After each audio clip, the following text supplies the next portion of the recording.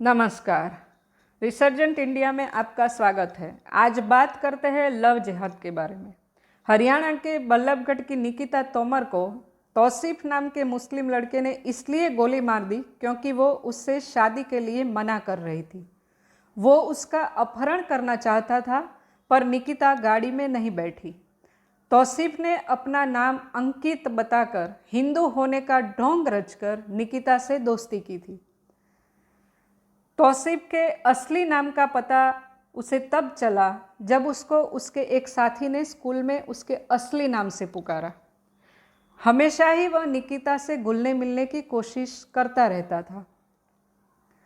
Police सूत्रों के मुताबिक पूछताछ में तौसीफ ने बताया कि साल 2018 में उसने निकिता का अपहरण शादी की नीयत से ही किया था।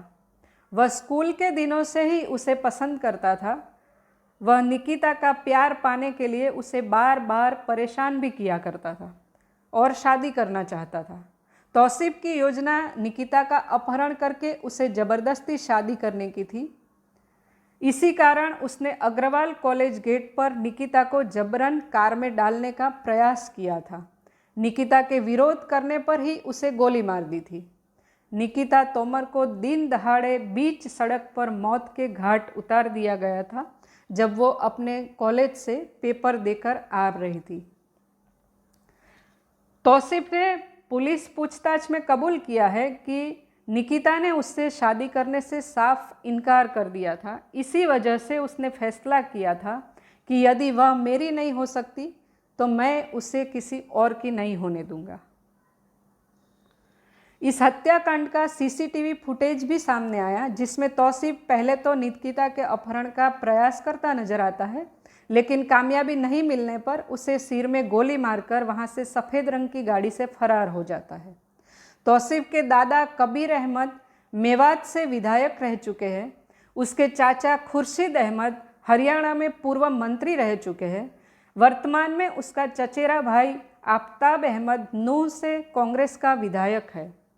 हाथरस में सियासी रोटियां सेकने गए राहुल और प्रियंका बल्लभगढ़ नहीं गए क्योंकि आरोपी मुस्लिम है, कांग्रेसी है और मृतक हिंदू है। क्या निकिता को न्याय नहीं दिलाना चाहिए? क्या ऐसी मानवीय संवेदना झकझोरने वाली हत्या पर राहुल प्रियंका को नहीं बोलना चाहिए? न्याय राजनीतिक लाभालाभ पर आधारित रहेगा? महिला की सुरक्षा और इज्जत का मूल्य आपके लिए सिर्फ वोट पाने तक सीमित है? खैर, यह तो एक दुर्घटना है। समाज में हर रोज कहीं न कहीं ऐसी कई दुर्घटनाएं होती है। कभी जबरदस्ती तो कभी बहला फुसलाकर लड़कियों को जाल में फंसाया जाता है। हमें इसके बारे में गंभीरता से सोचने की ज़रूरत है। जब एक धर्म विशेष को मानने वाले दूसरे धर्म की लड़कियों को अपने प्यार के जाल में फंसाकर उस लड़की का धर्म परिवर्तन करवा देते हैं, तो इस पूरी प्रक्रिया को लव जिहाद कहा जाता है। उसके बाद न केवल धर्म बल्कि उससे उसका पूरा परिवार और समाज ही छीन लिया जाता है। अब तो सुप्रीम कोर्ट ने भी मान लिया है कि लव जिहाद होता है और मुस्लिम युवक हिंदू लड़कियों को अपने प्यार के जाल में फंसाकर उनका धर्म परिवर्तन करवाकर लव जिहाद करते हैं। भारत में जब लव जिहाद के विरुद्ध आवाज़ उठाई जाती है तो कुछ लोगों द्वारा इसे हिंदू संगठनों का बेमतलब का हो हल्ला करार दिया जाता है, जबकि सच यह है कि लव जिहाद करने के लिए पैसे मिलते हैं, प्रोत्साहन मिलता है। इसमें सोची समझी साजिश होती है। कॉलेज के सामने महंगी बाइक और गाड़ियों में लड़के खड़े रहकर इंतजार करते हैं। ये लड़के अपने हाथों में कड़ा पहने होंगे या कलावा बांधे होंगे। संपूर्ण हिंदुत्व का स्वांग रचकर जाल बिछाते हैं और हिंदू लड़की को फंसाते हैं। सोशल मीडिया पर भी कई मुस्लिम लड़कों ने हिंदू नामों से नकली प्रोफाइल बनाई है, जिनके जरिए वे हिंदू लड़कियों को अपने जाल में फंसाते हैं। अक्सर ये लड़के लंबे समय तक लड़कियों को अपनी असली पहचान नहीं बताते। जब कोई लड़की इनके प्यार में पूरी तरह फंस जाती है या जब लड़के लड़की के बीच शारीरिक संबंध बन जाते हैं, उसके बाद ही ये लोग अपना असली नाम और धर्म बताते हैं। या लड़की को किसी तरह पता चल जाता है। इन लड़कियों को धर्म बदलकर शादी करने को कहा जाता है, दबाव डाला जाता है, ब्लैकमेल किया जाता है, उसके परिवार को नुकसान पहुंचाने की धमकी दी जाती है, परिवार को खत्म करने की धमकी दी जाती है। परिवार को बचाने के लिए फिर ना चाहते हुए भी वो निकाह कर लेती है। कभी कभी जानबूझकर लड़की शादी करती है क्योंकि सर पर सेक्युलरिज्म का भूत सवार होता है। माता पिता से बगावत करती है, फिर बाद में असलियत सामने आती है, तब कोई उपाय नहीं मिलता। लव जिहाद को सही ठहराने के लिए प्रोपेगेंडा चलते हैं।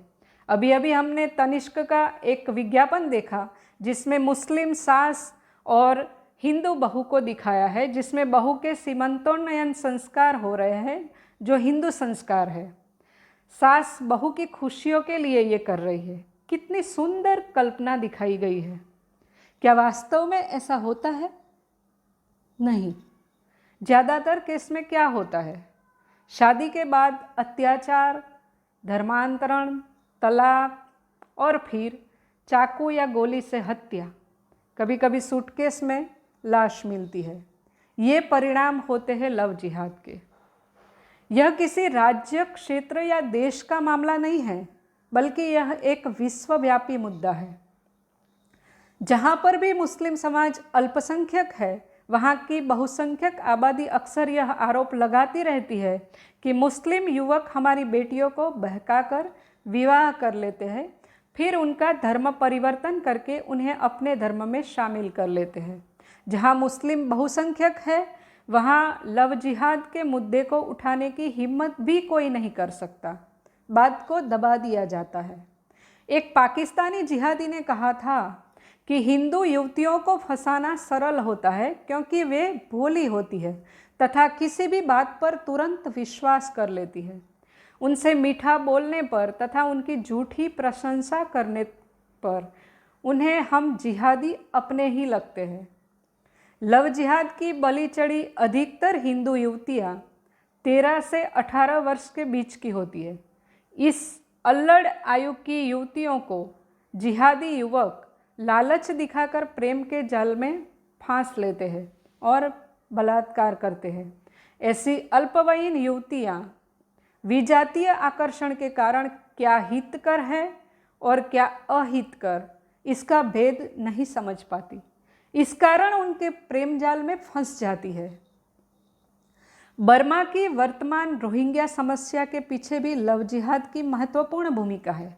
बौद्ध नेता अशीन विराथू का आरोप है कि मुस्लिम युवक उनकी लड़कियों को अपने प्रेम जाल में फंसाकर शादियां कर लेते हैं और ज़्यादा बच्चे पैदा करके आबादी बढ़ाकर जनसंख्या संतुलन बिगाड़ रहे हैं।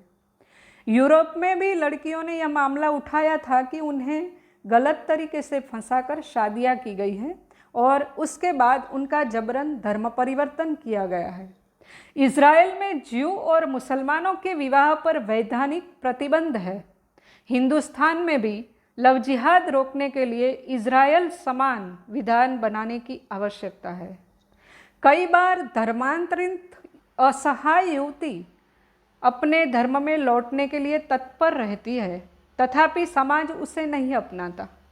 धर्मशत्रुओं से लड़ झगड़ कर हिंदू युवती पुनः अपने मूल की ओर अगर वापस लौटती है तो उसका तिरस्कार न करें।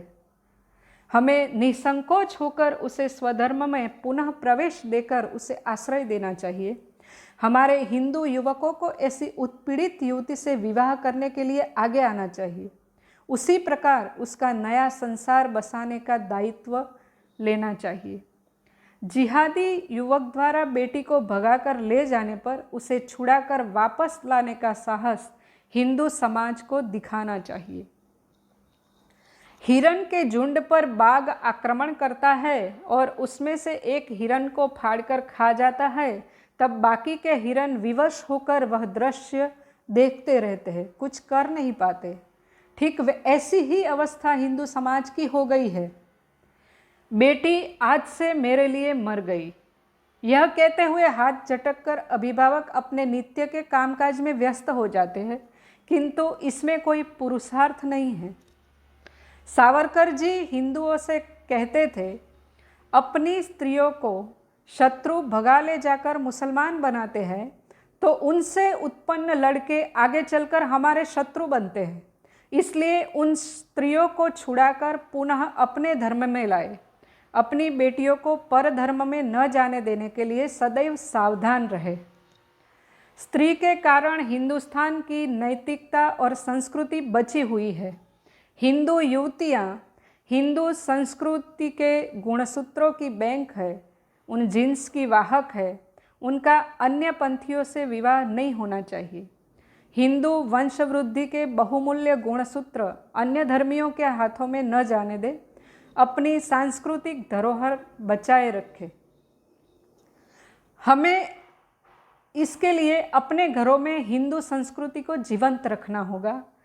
हमें हमारे त्यौहार श्रद्धापूर्वक मनाने होंगे। घर में धार्मिक माहौल बनाकर रखना होगा। बच्चों को बचपन से रामायण और गीता जी सुनाकर संस्कृति सिंचन करना होगा। सीता का उदाहरण देना चाहिए।